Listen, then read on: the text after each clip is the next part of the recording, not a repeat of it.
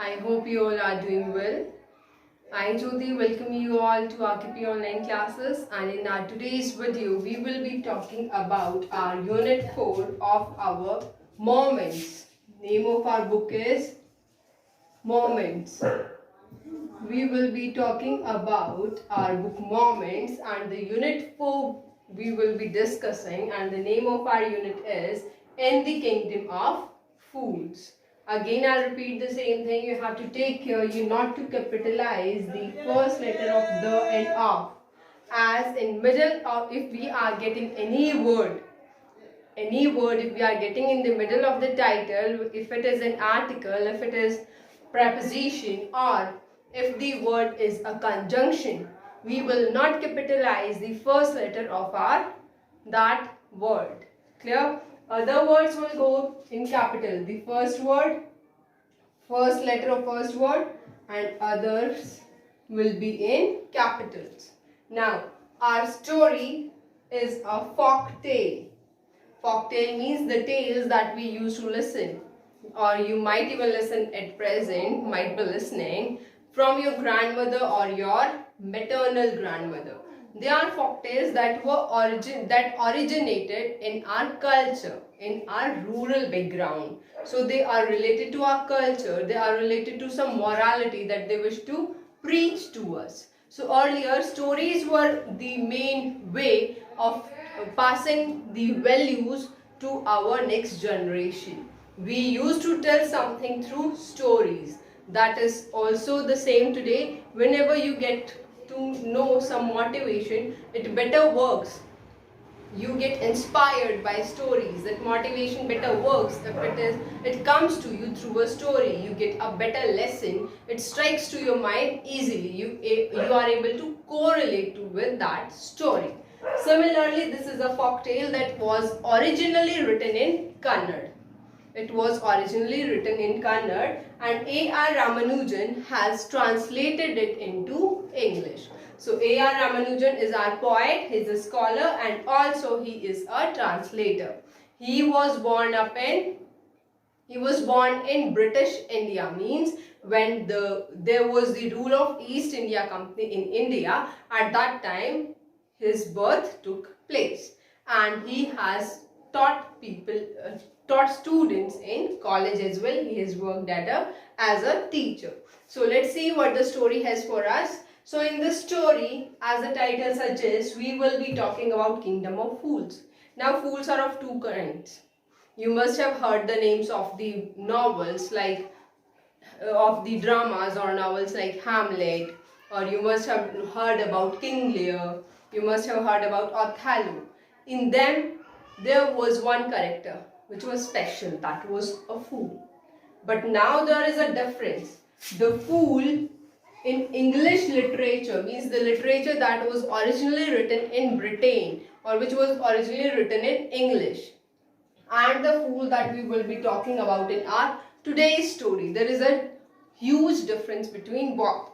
The fool in those stories were such people who were well learned, although they were considered fool. Why were they considered fool? Because the thing that they used to talk of, they were of high level, means something that other normal people could not understand what they used to say. But their things had logic all the time. But still they were considered fool because people could not connect with them. They could not understand what the person was willing to say. And we will be talking about fools in our today's story. The name itself, literally we will be talking about fools in this story, means someone who is not having that much knowledge, someone who is not having worldly knowledge how to deal with the world. So they are called fools. So what happens in this story is that here in the beginning of the story, we notice that there is a kingdom. In that kingdom, there live many people, and we have a king. Obviously, if there is a kingdom, we will be having a king, and we have a minister. Minister and king both work in collaboration, as minister used to give suggestions to the king. Now the king and the minister and his all courtiers, means all the members of court, are considered fool. Why are they considered fool? That we'll see in this story. What happens? The king thought that he should do something special, something which has not been done till date. So the idea that strikes his mind is that he will interchange day and night. Interchange means he will declare from that day that in the daytime people will sleep. Means the work that they used to do at night will be done during the daytime, and the work that used to be done during the daytime will be done during the night time. This was the first thing that the king changed. He said all people will sleep during the day. As the sun rises, you have to go to bed. As the sun sets, you have to wake up and get back to your work. Be it the work in your fields, or be it your business, be it your factories, whatever be the work, you have to work during the night and you have to sleep during the day. This was the first thing that the king did. The second thing that he did was, everything in that country, everything in that kingdom will cost just for 1 rupee. Be it a biscuit, be it a bread, or be it a jewelry. Everything will just cost rupee 1. No matter how huge the thing is, no matter how valuable it is, no matter how cheap it is, but everything will be sold at just 1 penny. That was the average cost that was decided, and each one has to go by that. So these were the changes that the king made, and he thought that his kingdom will become popular as he has done something very special. Now what happens? One day, a guru and his disciple both visits that place. During the day, they roam here and there. They find that the entire city is sleeping. No one is visible in the lanes. No one is there in the streets. No one is working in the factories. Everything is shut down. No one is visible. And as they notice the sun is about to set, people wake up. The shop started opening. People started going to their work. So this was something they found strange. Second thing what they found strange is, when they bought some bananas, when they bought some food from people, from the shopkeeper, they bought some laddu, whatever they bought, food to eat, so they were hungry. So to fulfill their stomach, means to fulfill the need of food in their body, what they did, they went to a shop, they bought some food, and whatever they bought was just costing 1 rupee.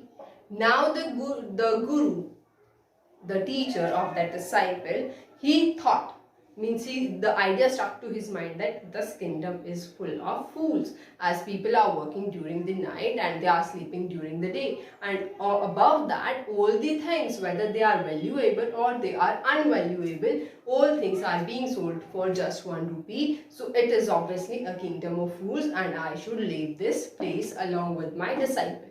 So he asks his disciple that we should leave this place right now.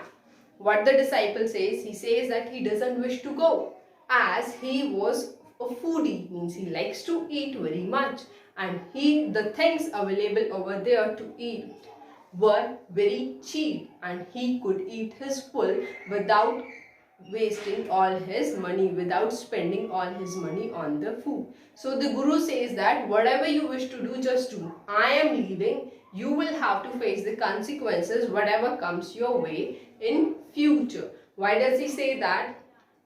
Because if you are meeting some fool, they are dangerous. Means they can do anything. You can't think of what they are thinking of, because this mindset is not that of a normal person. They will always do something which is unexpected. So the guru explains that they can make whatever the decision, be it right or wrong, and you will have to face the consequences. So it is up to you whether you are willing to come with me or you are willing to stay over here. So the disciple decides that he will stay over there, and the guru leaves. Now what happens? One day a thief breaks into, means forcefully he enters the house of a merchant, and the wall through which he enters, he makes a hole into the wall and he enters through it. And what happens? In an attempt to enter the house, the wall falls upon the thief and he dies. The thief was along with his brother. They two had made a team and they had broken into the house of the merchant with the motive of stealing something. So they were entering into the house, and as the wall fell on the thief, he got murdered. And now the another one thief. The other thief means the brother of that thief. He decides that he will ask justice from the king. Now here starts the another game. We will notice in the further story how foolish the people of that place are. Now what he does, see over here, at the merchant's house, the thief breaks in. They were two in number. One of them is murdered, and the second one decides that he needs justice from the king. So for the justice, he visits the king's court. In the king's court, he says that my brother has been murdered by the merchant while...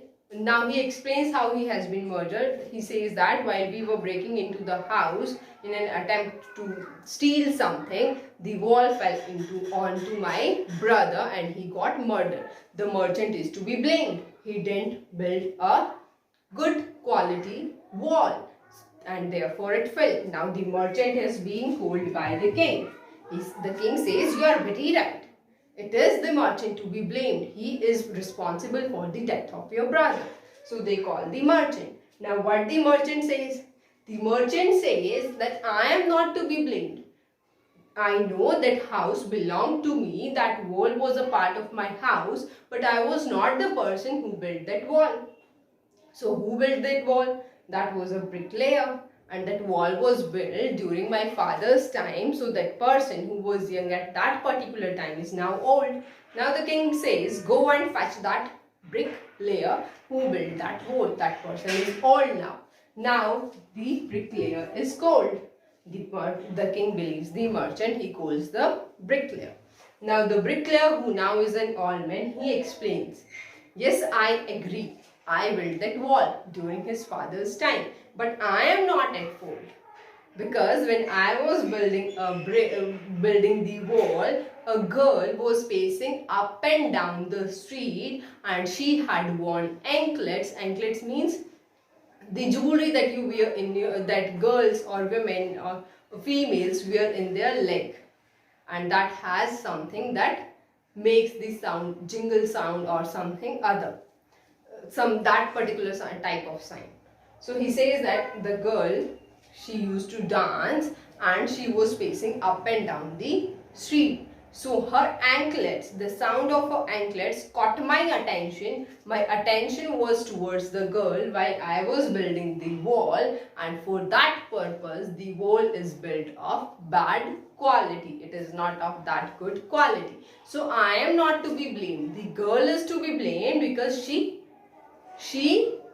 caught my attention, and as she caught my attention, I was not able to focus on my work. Now the king says that yes, you are also right. The girl is to be blamed. The girl at that time was in her youth days, and now she is an old woman. So he says, go and call that girl.